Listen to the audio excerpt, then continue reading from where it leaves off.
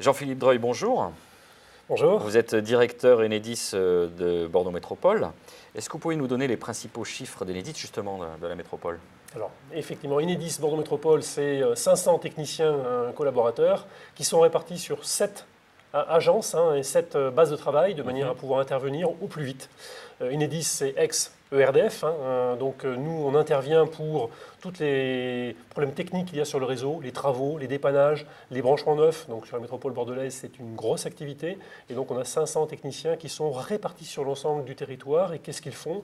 Ils desservent les 450 000 clients que nous avons sur Bordeaux Métropole et plus de 2700 clients qui produisent de l'électricité. La production d'électricité n'est pas réservée uniquement aux territoires ruraux, même si c'est facilitant, l'espace le permet.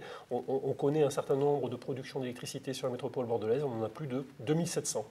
Sur la métropole, pour finir sur les chiffres, c'est un investissement de plus de 50 millions d'euros chaque année, au bénéfice de quoi? Au bénéfice du réseau, de sa modernisation, de son efficacité, de la maintenance.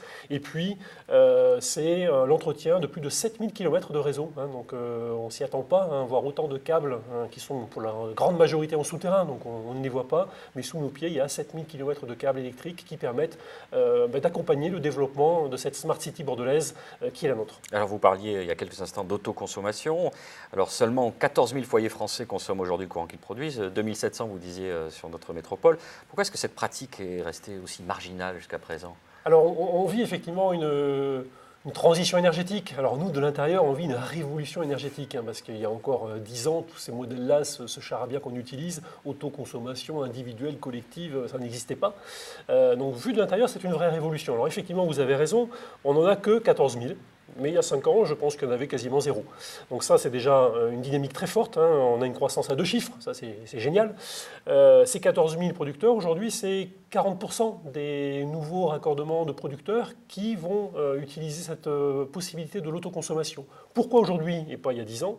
Pour une raison très simple. Le développement de la consommation et de la production d'énergie renouvelable, principalement photovoltaïque pour l'autoconsommation, les coûts de production ont considérablement baissé. Et donc aujourd'hui, on arrive effectivement à pouvoir autoconsommer sa propre électricité. Pendant que la productivité augmentait aussi. Enfin, grâce à l'augmentation du rendement, à l'augmentation de l'efficacité. Donc ça, c'est une chose très positive. On a une électricité, vous le savez, qui est made in France, elle a toujours été. Donc on est dans une boucle courte.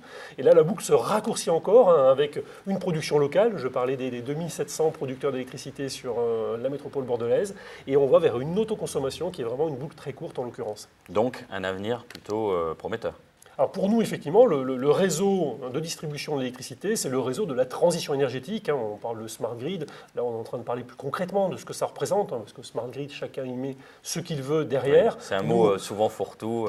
Voilà. Donc là, on l'illustre très clairement. On parlait de grands moyens de production, transport, distribution, consommation d'électricité. Ça, c'est le modèle du XXe siècle. Dans le modèle du XXIe siècle, c'est celui qu'on évoque, celui d'une production locale, répartie, décentralisée, une véritable boucle courte, où le réseau est toujours en soutien et au bénéfice de ces développements d'énergie renouvelable, localisée, et en particulier la grande nouveauté, l'autoconsommation. Est-ce que les entreprises sont concernées aussi par l'autoconsommation? Totalement, parce qu'effectivement, l'autoconsommation, c'est quoi? Il faut déjà autoproduire. Et donc pour produire, il faut des toits, pour parler court, et rester sur la métropole bordelaise. Donc quiconque a des entrepôts. Donc qui a des toits, et voilà. facilitant, celui qui n'en a pas, forcément, c'est moins évident. Donc forcément, les immeubles tertiaires, les immeubles collectifs, les opérateurs, les bailleurs sociaux peuvent effectivement, et les entreprises, utiliser leur toiture comme une ressource pour produire de l'électricité, et donc l'autoconsommer pour tout ou partie. Dernière question, quel rôle joue le compteur Linky, le compteur intelligent que vous êtes en train de déployer dans toute la France, dans cette problématique de l'autoconsommation? Alors, le compteur Linky, c'est le compteur de la transition énergétique. Donc, c'est un compteur électrique qui compte les consommations. On a déjà installé 150 000 sur la métropole bordelaise. On a commencé par la métropole bordelaise. On en a en France 4 millions. Donc, c'est un compteur qu'Enedis s'installe partout en France pour tous les consommateurs de manière gratuite. Il fonctionne bien. Qu'est-ce qu'il apporte comme nouvelle fonctionnalité? Le fait de pouvoir bénéficier d'un relevé à distance et le fait de pouvoir bénéficier d'informations plus précises sur sa consommation. Pourquoi? Pour mieux la maîtriser et faciliter le développement des énergies renouvelables. Alors, pour faciliter le développement des énergies renouvelables, il y a 2 axes. Le premier, c'est que jusqu'à présent, il fallait 2 compteurs, 2 câblages, 2 disjoncteurs, donc forcément un coût additionnel par rapport au compteur Linky qui permet avec un seul compteur de raccorder une installation de production. Pas évident qu'un seul compteur suffit, mais les anciens compteurs ne permettaient pas de le faire. Et au final, pour être clair, c'est 5 à 600 euros d'économie par producteur. Donc ça déjà, ça permet de faciliter la rentabilisation d'une installation. Et deuxièmement, pour l'autoconsommation individuelle, mais on parle aussi maintenant d'autoconsommation collective qui émerge. Donc cette révolution énergétique, cette transition énergétique, voilà, elle va très vite. Donc l'autoconsommation collective, on est en train de déterminer des lieux d'expérimentation, le cadre réglementaire a évolué et le compteur Linky permettra de le mesurer. Alors aujourd'hui, ou plutôt hier, l'ancien compteur, on avait 2 points de mesure par an, le releveur venait chez vous 2 fois par an, et pour le reste du temps, on ne savait pas ce qui se passait. On avait juste ces 2 points qui nous permettaient de facturer correctement l'électricité consommée. Aujourd'hui, avec le compteur Linky, on peut savoir par pas d'une demi-heure ce qui est consommé et ce qui est produit. Ce qui permet effectivement de s'assurer que l'autoconsommation, elle est réelle, et elle n'est pas en moyenne sur un an ou sur le papier. Et donc on fournit aux opérateurs qui veulent faire de l'autoconsommation individuelle et collective des courbes qui permettent de voir précisément par pas horaire, la journée, la nuit, le soir, le matin, exactement ce qui est produit et ce qui est consommé pour vérifier la réalité de l'autoconsommation.